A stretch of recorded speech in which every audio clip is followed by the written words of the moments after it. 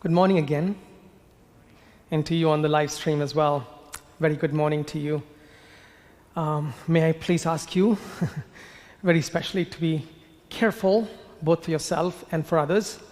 If you haven't heard this yet, we just crossed the 2 million mark on COVID infections.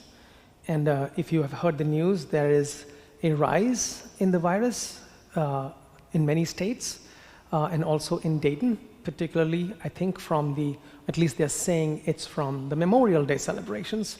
And of course, we haven't hit the uptake because of the protests yet, which I think will happen in the weeks to come. So may I please ask you to be careful and cautious, both for yourself and for the sake of other folks. So tomorrow we have no Mass in the morning. We have the Saturday evening Mass, which is not live streamed. And I don't want to lose the series that we are right now reflecting on with this pilgrim with Jesus on the mountain. And so even though there is no Mass, I will post a reflection for tomorrow's readings on the YouTube page and on my Twitter and Facebook account, so you can continue the reflection with that. Also, there are two antitheses today, one on adultery and the other on divorce. I'm only going to deal with the adultery part of it today, and I'm going to keep the divorce part of it along with the other antithesis on oaths for tomorrow. So just those few introductory words. Now, as we reflect on the Sermon on the Mount, where are we? Remember, I said the key principle to interpreting everything that we are reflecting on, particularly the 6 antitheses. You have heard that it was said of old, but I say to you, the 6th antithesis is, unless your righteousness exceeds that of the Pharisees. Pharisees as opposed to the disciples. And so we keep that at the back of our minds, and also that Jesus is really focusing on the fulfillment of the law. So Jesus will give us the law, and then Jesus will point us on how we can fulfill the law. Today, we deal with this whole question of adultery. So, just like Jesus' other antithesis, what does Jesus do? First, he gives us the law. Today, it's from the 10 Commandments, thou shalt not commit adultery. This is Exodus chapter 20, verse 14. The interpretation of that commandment is first refuted by Jesus, and then he gives it a correct interpretation, the interpretation that doesn't just look at the law, but fulfills the law. Now, just like yesterday, the second antithesis deals with another basic human emotion. Yesterday we dealt with anger. Today we are going to deal with love. The two qualities for which God is known in the Old Testament are hesed and emet. These are two Hebrew words. One stands for steadfast love. Steadfast, not just love, steadfast love, faithful love, and emet, fidelity. Those are the two qualities of God, faithful love and fidelity. In the New Testament, the most popular verse, and the one verse that captures the entire story of the incarnation and our redemption, has to do with love. For God so loved the world. The rest is history, right? For God so loved the world. The Bible often speaks of 3 kinds of love: agape, philia, and eros. These are different kinds of love within the generic word term love. And each have their place and role. Agape, which is kind of an unconditional love, a it's godly kind of love, right? Philia, brotherly love. And third, eros, which is spousal love or erotic love. All of these have a role and a place in human lives. It's when these kinds of love are disordered, then it becomes a problem. All these 3 kinds of loves are God's gift to us. And we need them as human beings. We need agape, we need philia, we need eros. All three. They are God's gift to us. So do not treat eros as any less important than agape. Remember, they all have their place and their role. And it's keeping them in the place and the role in which God created it, where Jesus will be leading us. What is the point that Jesus is trying to make in this commandment about adultery and about the right hand causing you to sin and the right eye causing you to sin?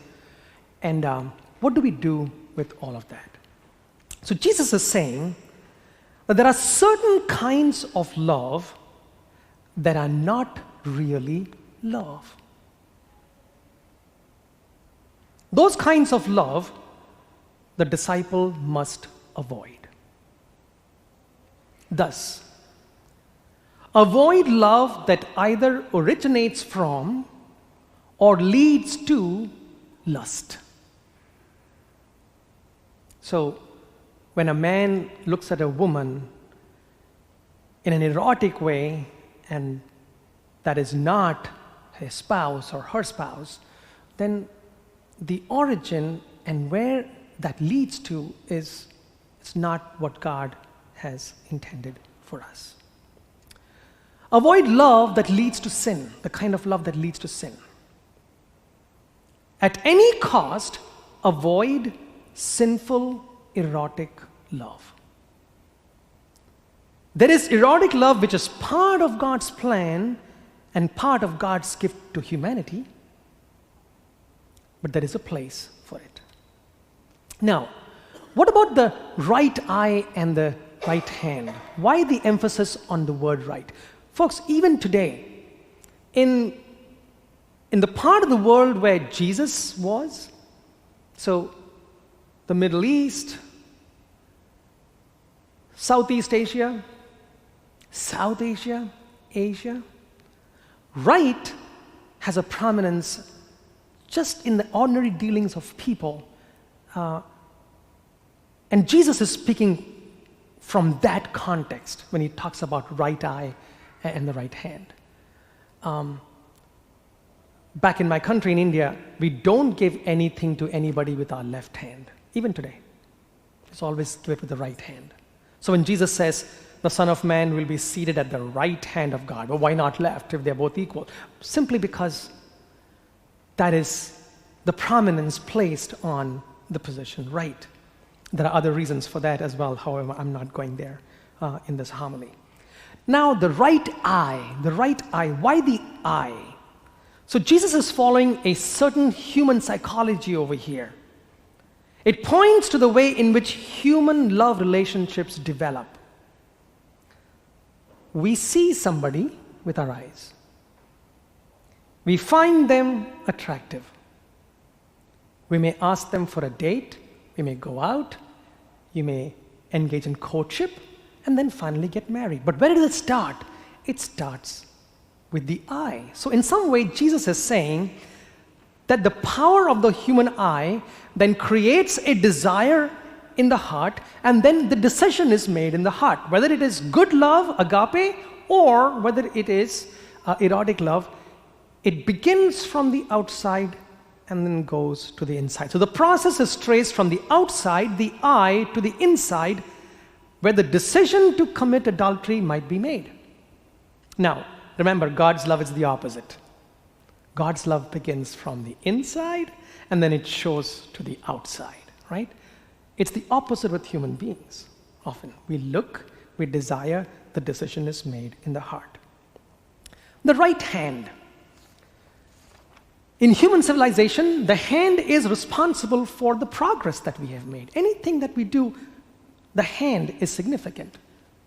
So Jesus is talking about two very important parts of the human body, the eye and the hand, that is responsible for much of human progress. Now, this psychology is not the problem. The problem that Jesus is placing is that we can use our right eye and our hand to objectify another human person. The other person becomes an object when I approach the person in a way that God would not.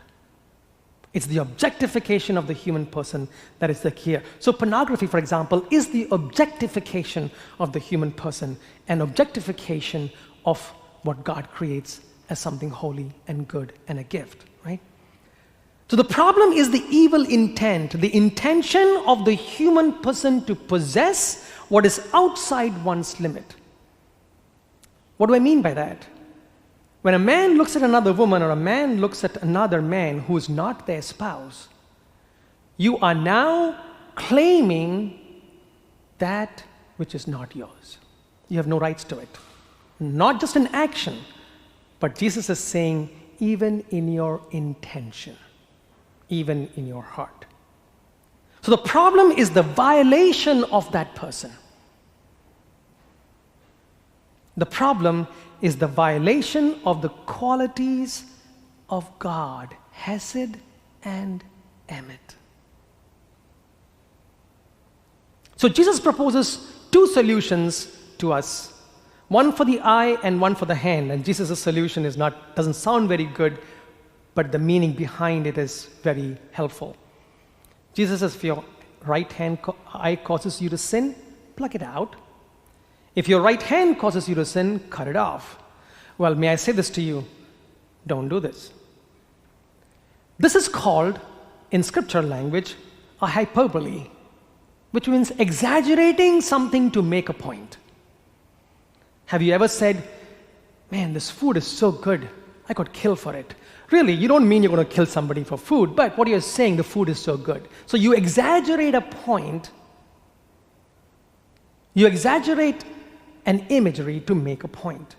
However, the radical remedy that Jesus is proposing talks about the seriousness of the situation. In other words, lusting for people, objectifying people is serious business. That's what he's saying when he says, pluck it out and cut it off. The choice is between the lesser of the two evils. It is better to pluck the eye and to cut your hand off rather than lose your soul.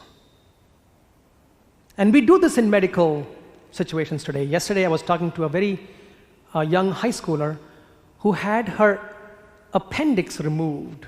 Why? Because it was causing her pain. So the appendix is sacrificed for the sake of the health of the whole body. We do this, right? If you have a part of your body that is cancerous, what do? You go surgery, take it off. And that's what Jesus is saying. If your eye causes you to sin, it's better to be without the eye than to lose your entire body. Same thing with the hand. Again, don't do it. Take the point that Jesus is trying to make.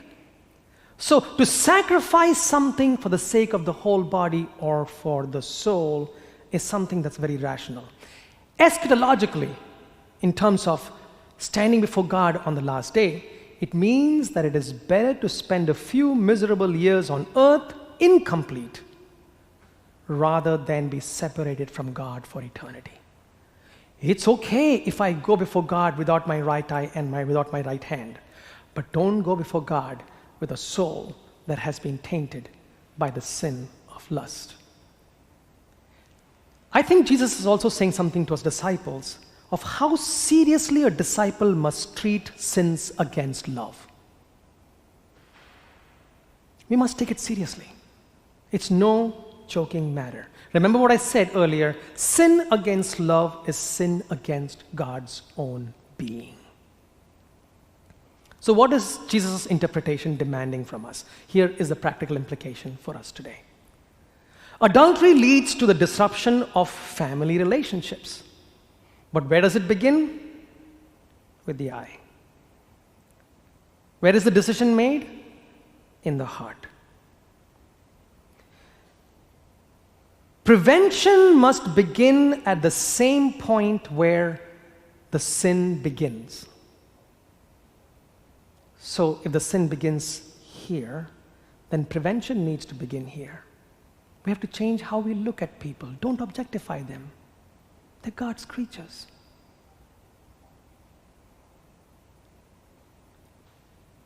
Sermon on the Mount is is laying out the teaching concerning sexual ethics in the life of a disciple. How does a disciple deal with the erotic self, which is also God's gift to us? Discipline, restraint, even asceticism is the best way to fulfill the demand that Jesus makes. Hesed and emet. That's the kind of love that we practice. Keep the order in which agape and philia and eros must function in our lives. Avoidance of adultery and lust is a special application of the love commandment, love your neighbor as yourself. So I think when Jesus tells us, blessed are the clean of heart, for they will see God, here is one area where we can be clean of heart. May Jesus, who gave us these commandments, may Jesus, who leads us to fulfill the law, help us to live with a clean heart. For now we see God, and one day we shall stand face to face before God. People of God said, Amen.